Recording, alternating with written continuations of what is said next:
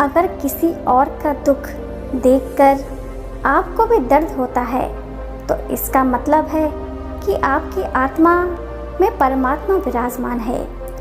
कोई भी कर्म करने से पहले एक बात का हमेशा याद रखना चाहिए कि ईश्वर की नज़र सब पर होती है। अच्छे लोगों की ईश्वर परीक्षा बहुत लेता है लेकिन साथ नहीं छोड़ता है, और बुरे लोगों को ईश्वर बहुत कुछ देता है लेकिन साथ नहीं देता है। जो कुछ भी है तुम्हारे दिल में सब ईश्वर को खबर है। तुम्हारे हर हाल पर भगवान की नज़र है। जब तक ईश्वर तुम्हारे साथ है तब तक दुनिया की कोई भी ताकत तुम्हें हरा नहीं सकती है। कर्म का फल इंसान को उसी तरह ढूंढ लेता है जिस तरह बछड़ा सैकड़ों गायों के बीच अपनी माँ को ढूंढ लेता है। मन का झुकना बहुत ज़रूरी है। केवल सर को झुकाने से परमात्मा को प्राप्त नहीं किया जा सकता है। प्रार्थना शब्दों से नहीं हृदय से होनी चाहिए, क्योंकि ईश्वर उनकी भी सुनते हैं जो बोल नहीं सकते हैं। किसी व्यक्ति की मदद कर आप ईश्वर से आप एक पुण्य कमाने के सहभागी बन जाते हैं। यकीन करो, जब ईश्वर देगा तो बेहतर नहीं बेहतरीन देगा। ईश्वर को अपना मित्र बना लो, फिर तुमको कामयाब होने से कोई नहीं रोक सकता है। मौन प्रार्थनाएं जल्दी पहुंचती हैं ईश्वर तक, क्योंकि वो शब्दों के बोझ से मुक्त होती हैं। ईश्वर पर विश्वास बिल्कुल उस बच्चे की तरह करो जिसको आप हवा में उछालो तो वो हंसता है, डरता नहीं, क्योंकि वह जानता है कि आप उसे गिरने नहीं देंगे। ईश्वर कहते हैं कि संतुष्ट मन इस दुनिया का सबसे बड़ा धन है। श्री कृष्ण कहते हैं कि जिस व्यक्ति को आपकी कद्र नहीं, उसके साथ खड़े रहने से अच्छा है आप अकेले खड़े रहें। हर इंसान के जीवन में एक समय ऐसा ज़रूर आता है जब उसे सच्चे दिल से ये महसूस होता है कि इस दुनिया में ईश्वर के अलावा कोई अपना नहीं है। इंसान कर्म करने में मनमानी तो कर सकता है, लेकिन फल भोगने में नहीं। अगर आपको कोई अच्छा लगता है तो अच्छा वो नहीं बल्कि अच्छे आप हो, क्योंकि उसमें अच्छाई देखने वाली नज़र आपके पास है। जिस भगवान ने आज तक संभाला है वो आगे भी संभाल लेगा। अपनी तरफ से पूरी कोशिश करो और बाकी भगवान को करने दो।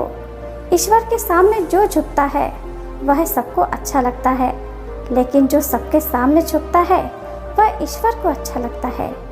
ईश्वर तभी आप पर तभी विश्वास कर सकते हैं जब आपको खुद पर विश्वास हो, क्योंकि ईश्वर बाहर नहीं हमारे अंदर ही है।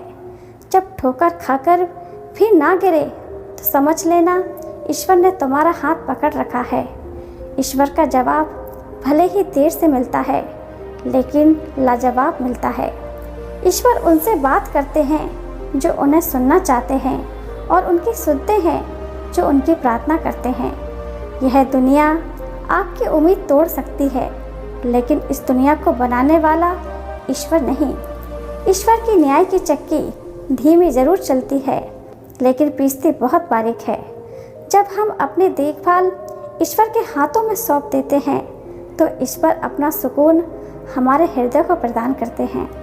यदि आपके पास सिर्फ ईश्वर है तो आपके पास वह सब है जो आपको चाहिए। ईश्वर आपकी परीक्षा लेते हैं और वो ही हमें इससे में पास होने की शक्ति भी देते हैं। ईश्वर पर आप तभी विश्वास कर सकते हैं जब आपको खुद पर विश्वास हो, क्योंकि ईश्वर बाहर नहीं हमारे अंदर ही है। ईश्वर वह नहीं देता जो आपको अच्छा लगता है, बल्कि वह देता है जो आपके लिए अच्छा होता है। भगवान न दिखाई देने वाले माता पिता हैं और माता पिता दिखाई देने वाले भगवान हैं। सभी इंसानों की एक जैसी शारीरिक संरचना इस बात का प्रमाण है कि हम सब एक ही ईश्वर की संतान है। जो बाहर की सुनता है वह बिखर जाता है, जो भीतर की सुनता है वह संवर जाता है। ईश्वर हर रूप में तुम्हारी मदद करने आता है, लेकिन हाँ, उसको ढूंढना मत, सिर्फ पहचानना। अगर आप सच की राह पर चल रहे हैं तो याद रखिए कि ईश्वर सदा आपके साथ है।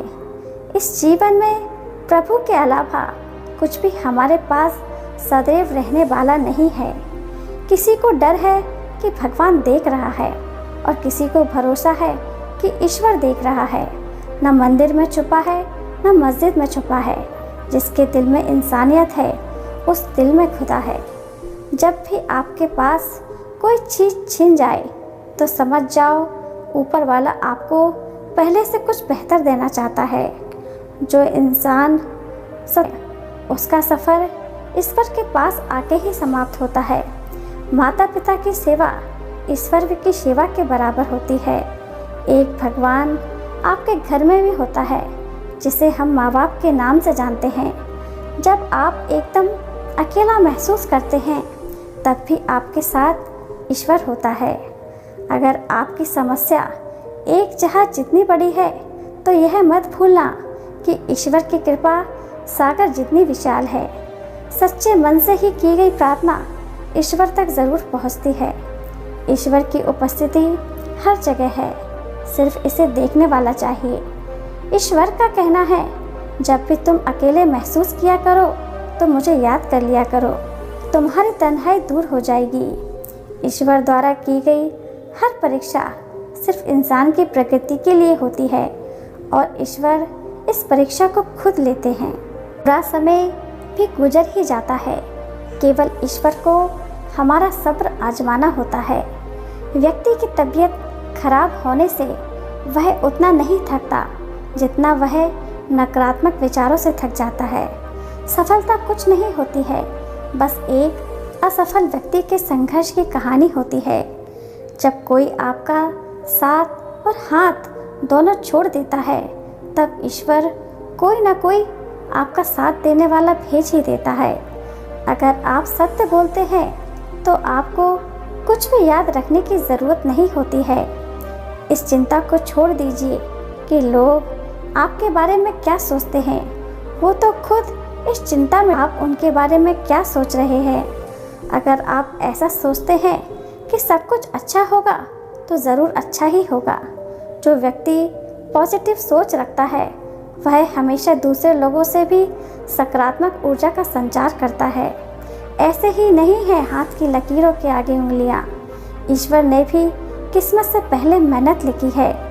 जीवन में जो पल आपको सबसे ज़्यादा दुख देते हैं, तो उसी पल समझ जाओ यह आपकी लाइफ का टर्निंग पॉइंट है। अगर आपके अंदर कुछ करने का जुनून नहीं है तो आप इस दुनिया के सबसे गरीब इंसान हो। अगर लाइफ में आपको कुछ सीखना है तो पीछे देखो, और लाइफ में कुछ करना है तो आगे देखो।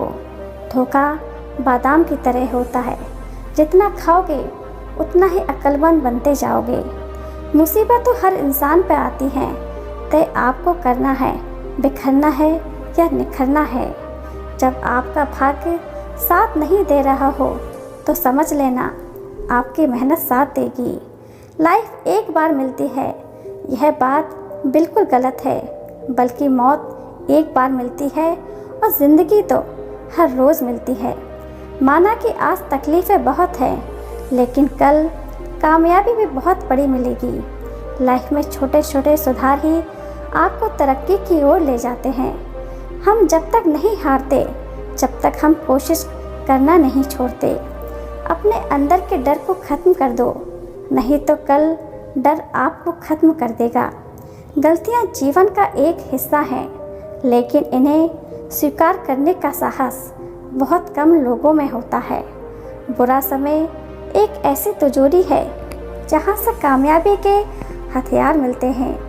उत्तम से सर्वोत्तम वो ही हुआ जिसने आलोचनाओं को सुना है और सहा है।